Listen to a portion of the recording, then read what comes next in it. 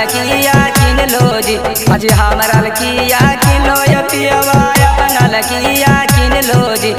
तोरा ले किन लियो 16 सिंगारवा अपना ले कबरवा गे, कि जलवा ढारे ले तोरो ले जाइबो साथे बोलबा घरवा गे। जलवा ढारे ले तोरो ले जाइबो साथे बोलबा घरवा गे।